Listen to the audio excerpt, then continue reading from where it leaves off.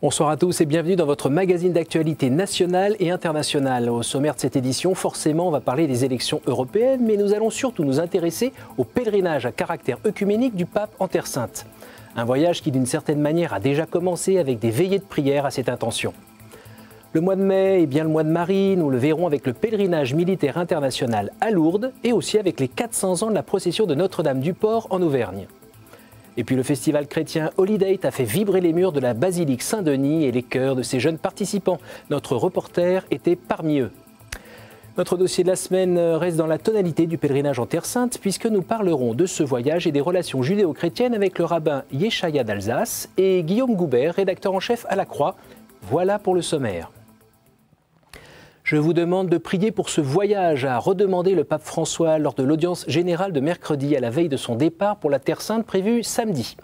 Un voyage strictement religieux pour rejoindre le patriarche œcuménique de Constantinople, Bartholomée Ier, à l'occasion de la commémoration du 50e anniversaire de la rencontre entre Paul VI et Athénagoras, entre le poumon occidental et le poumon oriental de l'Église. Un appel à la prière entendu dans différentes paroisses de France, parmi lesquelles Marseille, Montpellier, Grenoble, Troyes ou Caen. À Évry, dès lundi, les fidèles, orthodoxes et catholiques, se sont retrouvés autour de Monseigneur Michel Dubost à cette intention. Un temps de rencontre avec des interventions sur l'histoire et l'actualité de l'orthodoxie, suivi d'un propos sur le Christ, raison de l'unité entre chrétiens. La veillée s'est terminée par un Notre Père chanté par le chœur russe du séminaire orthodoxe. Merci au diocèse pour ces images. Mardi soir, une grande veillée de prière a aussi été organisée à Notre-Dame de Paris.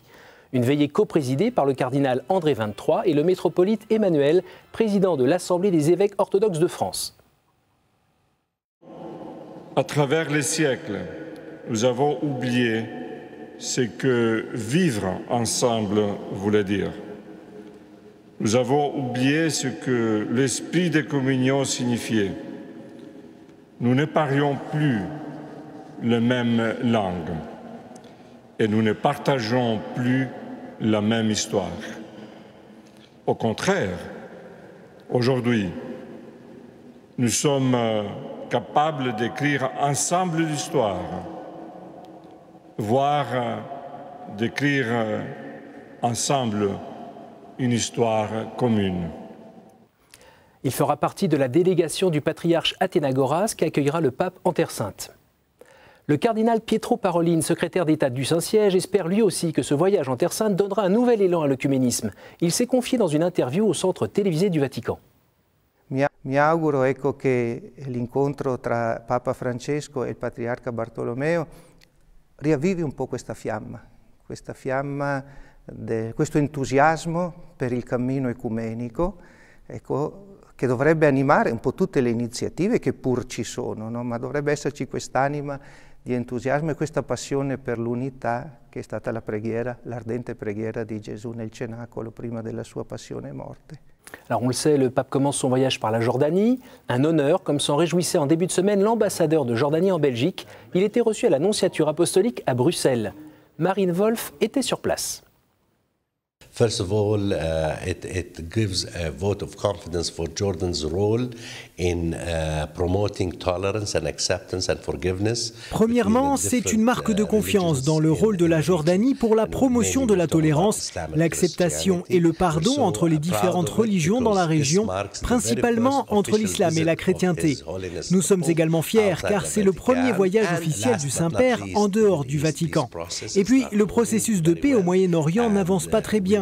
Et nous allons profiter de la venue en Jordanie du pape François pour rappeler au monde entier et rappeler aux Israéliens et Palestiniens que la paix doit être trouvée.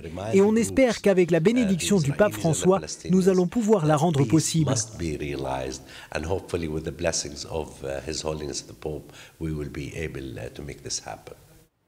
Alors bien sûr, pour suivre ce voyage, je vous invite à regarder les nombreux directs diffusés sur KTO ce week-end, ainsi que les reportages, portraits et documentaires sur ce thème. Europe encore avec les élections qui sont au centre de l'actualité de ce week-end. Élections dont on connaît déjà la gagnante, l'abstention. Monseigneur Gralet, archevêque de Strasbourg, s'est pourtant efforcé de convaincre ses ouailles de l'enjeu de cette élection.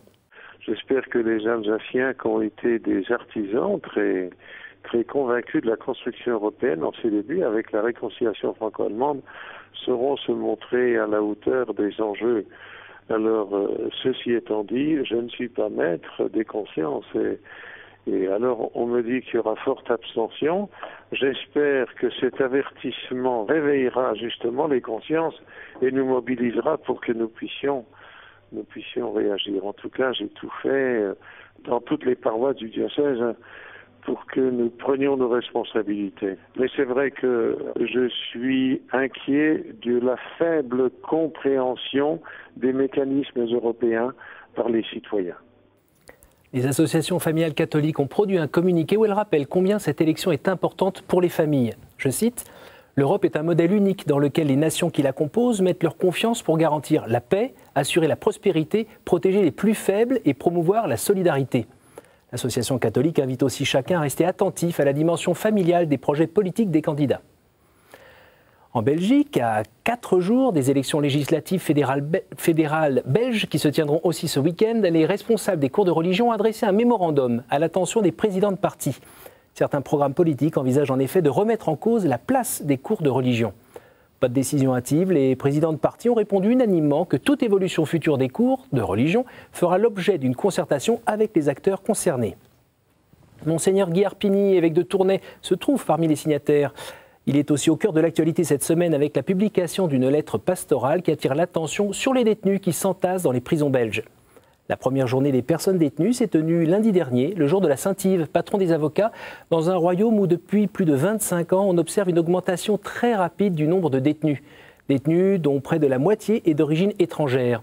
Dans cette lettre, Monseigneur Guy Arpini confirme que le nombre des personnes exclues et de personnes incarcérées explose et qu'il y a un risque de céder au repli sur soi et à des réactions unanimement sécuritaires. Écoutons-le.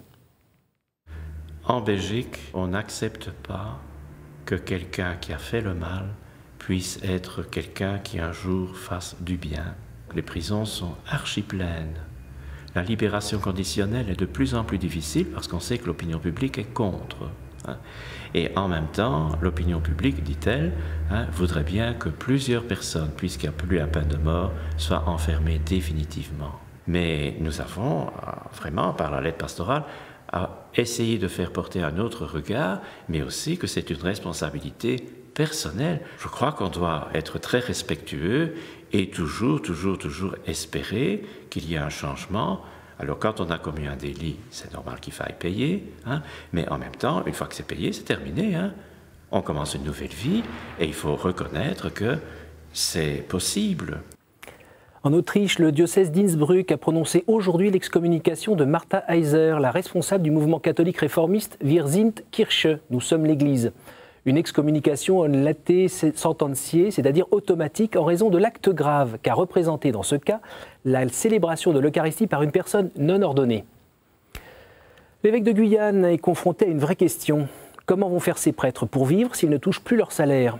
Un salaire payé par le Conseil général de Guyane, un département sous régime concordataire comme l'Alsace-Moselle.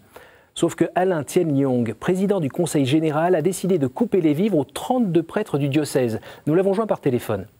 Le seul souci que j'ai, c'est de savoir comment est-ce que je vais scolariser les collégiens à la rentrée de septembre 2014, comment est-ce que je vais prendre en charge les enfants qui sont en danger, les seniors qui sont en situation de dépendance, avec cette motivation aussi qui est notre confessionnelle, puisque lors de notre délibération, nous avons trouvé anormal que les contribuables puissent prendre en charge la rémunération des prêtres, alors que tous les contribuables ne sont pas uniquement catholiques. Alors des remarques auxquelles Monseigneur Lafont, joint lui aussi par téléphone, a répondu, écoutez-le.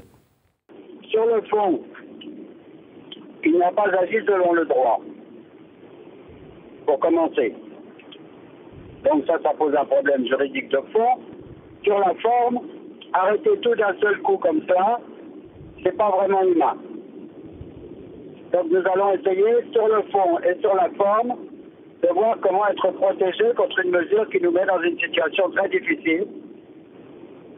Alors qu'il doit y avoir d'autres moyens de résoudre le problème et de mettre à jour des normes anciennes, c'est vrai. Mais on ne fait pas ça comme ça. Affaire à suivre donc, puisque Monseigneur Lafond devait contester cette décision qui ne s'appuie sur aucun texte de loi et viole l'ordonnance royale d'août 1828. À l'Assemblée nationale, le débat sur la loi famille a été suspendu sine die. On a entendu parler de double domiciliation pour l'enfant de parents séparés, du mandat d'éducation quotidienne pour le beau-parent ou de la mise en place d'une médiation obligatoire. Des tentatives de réponse aux nouvelles problématiques des familles qui demandent en effet des réponses. Mais il apparaît que ce projet de loi gouvernemental ne convenait à personne. Actualité législative encore, suite au vote par l'Assemblée nationale de la proposition de loi sur la lutte contre la prostitution en décembre dernier, c'est au tour du Sénat d'examiner le texte. Mercredi, l'association Au Captif La Libération a été reçue par la commission spéciale chargée de l'examiner. Car l'association s'y connaît en la matière. À Paris, elle accompagne des personnes prostituées depuis 1981. Maryse Lépée, la présidente de l'association, nous a donné son point de vue juste avant de se rendre au Sénat. 2 points essentiels, faire en sorte de développer les démarches de prévention vers des publics auxquels on ne pense pas obligatoirement, que sont les publics les plus fragilisés, que sont les publics, alors publics de l'aide sociale à l'enfance, les étudiants, les travailleurs en foyer migrants également. Et puis la deuxième démarche auprès des sénateurs cet après-midi sera de faire en sorte que le fonds spécial financier qui est prévu pour l'accompagnement des personnes en situation de prostitution, ce fonds prévu à hauteur de 20 millions, il ne faut pas qu'il disparaisse. L'écologie humaine, on en parle de plus en plus en France, surtout depuis que ces 3 initiateurs ont pris leur bâton de pèlerin pour aller à la rencontre des Français et les informer. C'était au Tour de Paris hier soir, avant-dernière étape de ce tour débuté en avril. Qu'ont-ils expérimenté sur le terrain? Réponse de Tugdual Derville. Nos alvéoles, ce sont des groupes de travail, se réunissent. Il y a des syndics de copropriété qui travaillent ensemble pour faire en sorte que leur travail ne soit plus simplement de prendre des coups et de ramasser les coups liés au conflit de voisinage, mais plutôt de travailler ensemble à mieux vivre ensemble dans ces copropriétés. C'est un changement un peu de regard pour que la bienveillance soit au cœur des activités humaines et chacun peut travailler dans ce domaine, chacun est appelé à travailler dans ce domaine. Les premières assises de l'écologie humaine sont programmées les 15 et 16 novembre à Paris. À Cannes, le festival se poursuit avec ses projections, ses montées des marches et ses mini-scandales. En parallèle, les festivaliers sont invités à suivre le premier festival sacré de la beauté qui se déroule chaque soir à l'église du Bon Voyage à 100 mètres du Palais des Festivals. Mardi, sur l'île voisine de Saint-Honorat, les moines, des acteurs et des professionnels du cinéma ont pris le temps d'échanger au calme. Le but de cette journée, une rencontre entre le monde artistique et monastique. Merci aux organisateurs pour ces photos.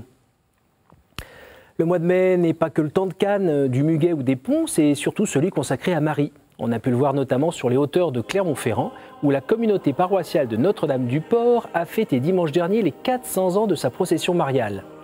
Grâce aux images de la Web TV du diocèse, vous voyez cette petite Vierge noire honorée depuis des siècles, une statue exposée habituellement dans la crypte de cette superbe basilique romane.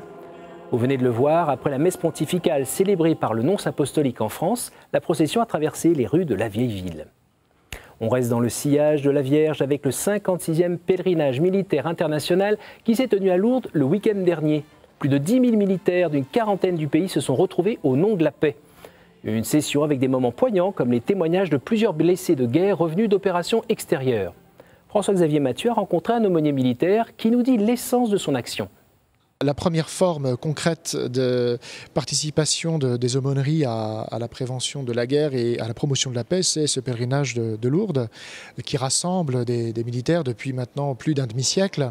Il faut savoir que ce pèlerinage de Lourdes a été créé à la fin de la Deuxième Guerre mondiale pour sceller la réconciliation franco-allemande dans une même foi, dans la foi en Jésus-Christ et en la Vierge Marie. Donc c'est une des expressions de la contribution des aumôneries à l'esprit de paix et aussi d'aider les combattants lorsqu'ils doivent accomplir leur mission à ne pas se laisser submerger par la haine et les passions mauvaises, à faire leur travail de la façon la meilleure, mais en gardant leur cœur éloigné de toute forme d'appétit de vengeance ou de déchaînement des passions. Alors en bref, un curé du diocèse de Lyon a été mis en examen mardi pour atteinte sexuelle sur mineurs de moins de 15 ans et corruption de mineurs. Il a été suspendu de rechef par son archevêque, le cardinal Philippe Barbarin. Citant le pape François, l'archevêque a eu ces mots « Les conséquences éventuelles de ce choc pour l'Église nous importent peu, seules comptent les victimes ». Samedi soir, en Île-de-France, la basilique Saint-Denis a vibré au son des groupes de musique chrétienne des Light Singers, El Niño, Johannes et Alegria. C'était dans le cadre d'Holidate, le festival chrétien organisé par des jeunes pour des jeunes dans le diocèse de Saint-Denis. Avant de prendre un temps d'adoration, l'Assemblée a ensuite écouté le témoignage du père René Luc. Reportage. Le ton est donné par le groupe Alegria qui anime un temps de louange dans la cathédrale. Au milieu, avec humour et légèreté, le père René Luc raconte, pendant près de 3 quarts d'heure, son enfance difficile d'abord, puis sa rencontre avec le Christ et comment il nourrit sa vie au quotidien.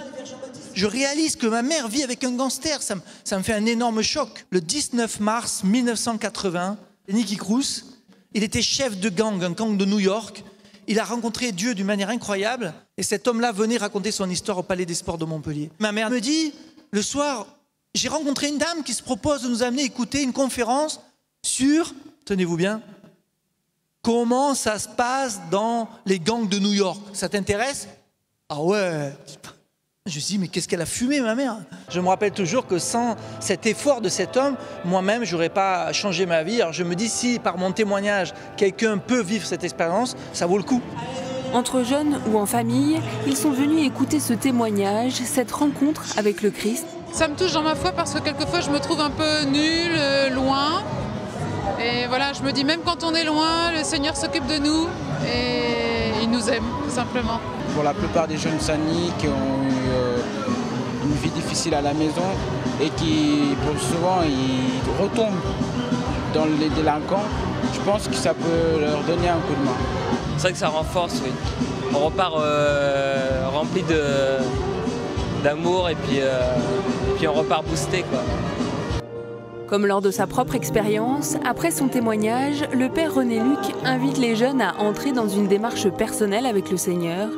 Il leur propose alors de se recueillir autour du Saint-Sacrement et, comme il l'a lui-même fait il y a quelques années, de donner leur vie au Christ. Enfin, on vient d'apprendre que le pape François demande à ce que ce samedi 24 mai, toute l'Église se mobilise pour prier pour les chrétiens de Chine. Avant de retrouver nos invités, place à la revue de presse.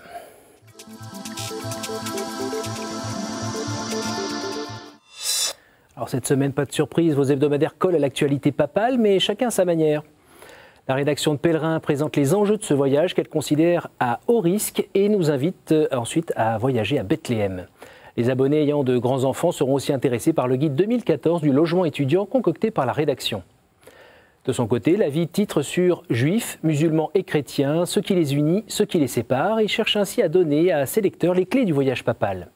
À noter cet article sur la passion retrouvée des plantes sauvages.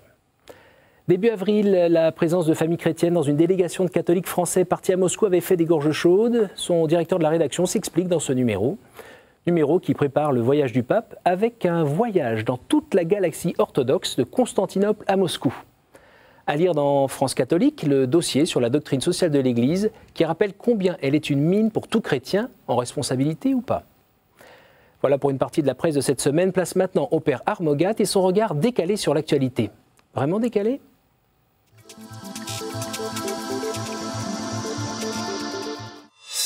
Le coup d'œil d'aujourd'hui s'accompagne d'un sourire et d'un fait divers lu dans la chronique scientifique.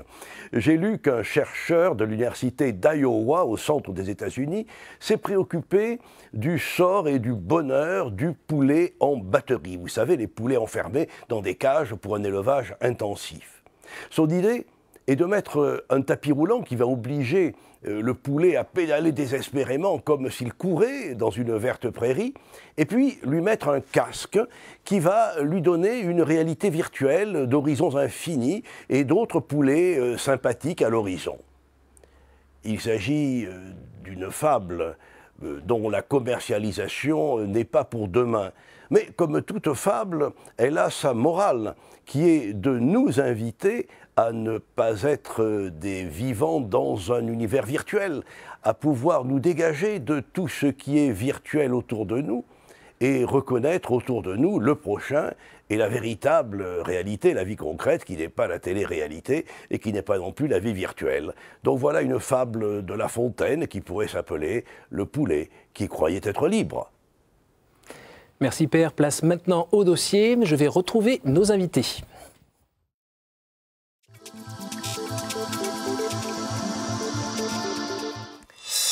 Alors, monsieur le rabbin d'Alsace, vous êtes responsable de la communauté de Dorvador, la deuxième communauté massortie de la région parisienne, une sensibilité juive qui se veut à cheval entre la tradition et la modernité. Bonsoir, monsieur le rabbin. Bonsoir. Guillaume Goubert, vous êtes journaliste à la Croix, rédacteur en chef à la Croix. Bonsoir. Bonsoir. Alors, avant de parler de ce pèlerinage du pape en Jordanie, en Israël et dans les territoires palestiniens, je reviens sur ces juifs ultra-orthodoxes qualifiés d'extrémistes dans les médias. Depuis des semaines, ils ont multiplié des actes de vandalisme anti-chrétien en Israël. De quoi s'agit-il? Que veulent-ils? Alors, il s'agit de groupuscules assez minoritaires, mais extrémistes, je pense que c'est le mot, et qui ont choisi, enfin on ne sait pas trop qui ils sont d'ailleurs, parce que si on le savait, on les empêcherait d'agir, mais qui agissent avec un slogan qui s'appelle Tag Mechir, c'est-à-dire le prix à payer, on pourrait traduire comme ça, et ils cherchent en fait à vandaliser des lieux qu'ils considèrent comme hostiles. Alors c'est selon leurs critères à eux, et de façon assez surprenante, ils s'en sont pris, ça fait déjà un moment, c'est pas tout à fait nouveau, à évidemment des lieux de culte musulmans, c'est assez dans la logique du conflit dans la région, hein, je ne l'excuse pas bien évidemment, mais également à des lieux chrétiens, ce qui est beaucoup plus bizarre parce que par définition, d'abord les chrétiens ne sont pas nombreux et ensuite ne sont pas mêlés au conflit politique lui-même. Et donc il y a eu notamment le monastère de la Troune qui a été à plusieurs reprises, non pas saccagé, mais enfin la porte a été badigeonnée, une fois même elle a été brûlée. Et donc, il y a eu d'autres endroits comme ça. Est-ce qu'on peut parler d'un réel pouvoir de nuisance? C'est un pouvoir de nuisance symbolique. Le pouvoir de nuisance, d'abord, premièrement, pour les prêtres, les moines qui habitent ce lieu, c'est pas très agréable, c'est le moins qu'on puisse dire. Mais je pense que c'est un pouvoir de nuisance symbolique très fort. C'est quand même, il faut quand même le dire, dans l'histoire des Juifs, c'est en général l'inverse qui se passe. C'est nous qui sommes attaqués, pas nous qui attaquons. Maintenant, pour la première fois depuis fort longtemps, les Juifs sont majoritaires, sont souverains sur leur terre et ont une minorité chrétienne. Donc c'est quelque chose de tout à fait anormal vis-à-vis de l'histoire. Alors est-ce qu'on peut dire que ces actions de la minorité ne reflètent pas l'opinion de la majorité? Ah non. Notamment par rapport à ce voyage qui est qualifié par le pape lui-même de religieux? Non, ça, je pense que cette minorité est profondément en porte-à-faux avec le reste de la population israélienne. Ce sont des activistes qui d'ailleurs ne reconnaissent absolument pas l'autorité ni du gouvernement ni de la police. Alors il y a peut-être un certain laxisme dans la mesure où on ne les a pas assez surveillés. On a arrêté trois récemment. Ouais, bon, on se réveille un peu tard, si vous voulez. On peut dire que les services de sécurité israéliens se réveillent un petit peu tard. On sait plus ou moins à quelle mouvance ils appartiennent. Bon, c'est assez complexe parce que la situation sur place est complexe. Ce qu'il faut dire, si vous voulez, pour que vos spectateurs comprennent, c'est qu'il y a dans le judaïsme d'abord toutes sortes de sensibilités, comme dans toutes les religions, et il y a des extrémistes. Bon, ils existent partout, hein, et ces extrémistes en Israël ont tendance à considérer que justement tout ce qu'ils pourront faire pour nuire à une certaine image consensuelle sera une bonne chose. Alors, donc voilà, on a cette partie-là qui paraît anti-chrétienne. D'un autre côté, on a, je crois, 400 représentants musulmans, même j'en suis sûr, qui ont signé une déclaration, un message de bienvenue au pape, 400 responsables juifs des États-Unis, excusez-moi, qui ont signé un message de bienvenue au pape qui sera publié dimanche dans le journal Haaretz. Pourquoi ce message, à votre avis ? Il y a toujours eu des gestes amicaux, en tout cas dans la période récente, des gestes amicaux entre beaucoup d'instances du judaïsme et de nombreux responsables catholiques. Le fondateur de KTO, le cardinal Lustiger, a joué un rôle important en la matière, notamment avec le judaïsme américain, où il a institué à un moment donné des rendez-vous annuels. Donc c'est pas une énorme surprise. Ce qu'on peut dire, c'est que ce voyage a une signification peut-être différente des voyages précédents de Jean-Paul II et de Benoît XVI, parce que Jean-Paul II était polonais, Benoît XVI était allemand, donc des pays qui ont été fortement touchés par le drame de la Shoah au XXe siècle. Là, nous avons un pape qui vient d'Amérique latine, qui est donc étranger à cette histoire, et qui, d'une certaine façon, apporte quelque chose de nouveau. Et une des choses nouvelles qu'il apporte, c'est d'être accompagné dans sa délégation par un rabbin et par un imam. Et ça, c'est quelque chose de tout à fait inédit. Vous réagissez comment, d'ailleurs Je trouve ça formidable. Bon, moi, je suis très actif, personnellement, dans le dialogue interreligieux, mais il est clair que je crois dans toutes les religions, enfin, en ce qui nous intéresse, dans les rangs du judaïsme comme dans les rangs du catholicisme, il y a des gens qui sont opposés à ce dialogue. Ils sont opposés tout simplement parce qu'ils pensent que c'est une forme de relativisation de la vérité à travers cela. Moi, j'ai à plusieurs reprises été interrompu dans certaines réunions par des lefévristes. Ils existent sur la place de Paris. Voilà, on a nos Tag Mechir qui sont un peu plus excités, disons, mais sont du même ordre. Et ce qui est intéressant, je voudrais vous signaler justement une initiative qui existe depuis un bon moment déjà en Israël, qui est Tag Meir. Alors c'est un jeu de mots en hébreu. Comme ces extrémistes s'appellent Tag Mechir, eux ils se sont appelés Tag Meir. Tag Meir, c'est un jeu de mots, ça reprend la même chose, sauf que c'est Meir, la lumière. C'est-à-dire que c'est le prix de la lumière, et justement parce qu'ils s'opposent complètement à cette vision extrémiste. Comment vous réagissez à la rencontre du pape avec les 2 rabbins d'Israël? Ça me paraît la moindre des choses. Qu'est-ce qu'ils vont se dire? Ah, ça, j'en sais rien.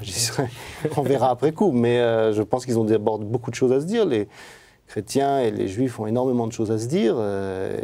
L'essentiel, c'est quoi? Je pense que l'essentiel, c'est déjà de se connaître. Enfin, on se connaît maintenant assez bien. Mais c'est de se connaître mieux, c'est de comprendre combien on a en partage, parce qu'on a beaucoup de choses en partage. Et puis, s'il y a d'éventuels différends, les mettre à plat et les résoudre. Je crois qu'il n'y en a pas beaucoup. La question des relations entre le Vatican et Israël, ça va bien. Je ne crois pas qu'il y ait de crise importante. C'est vrai que depuis Nostra Aetate dans Vatican II, ça a pas mal progressé, le dialogue entre juifs et chrétiens. Oui, tout à fait. On vient de vivre la canonisation du pape Jean XXIII, qui est quelqu'un qui a fait effectivement, avant Nostra Aetate déjà, qui a fait déjà beaucoup progresser, disons, des relations amicales avec le judaïsme, et ces relations se sont approfondies ensuite sous tous les pontificats. Le pape François est le 4e pape à se rendre contemporain, à se rendre dans la région, puisque Paul VI y était allé. À l'époque, ça s'était passé assez froidement. Donc aujourd'hui, on voit bien qu'il y a du chemin qui a été fait, et c'est une bonne chose pour toutes les parties prenantes des difficultés que traverse cette région. Alors, une dernière question brève pour une réponse brève. À quoi allez-vous être attentif pendant ce voyage? J'espère à la bonne ambiance.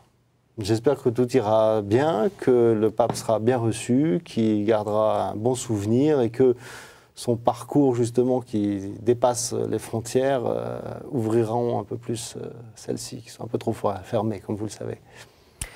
Merci beaucoup, messieurs, pour cet échange. Et vous, chers téléspectateurs, pour votre fidélité. Je vous invite à regarder KTO ce week-end pour suivre ce voyage de bout en bout. Bonne soirée.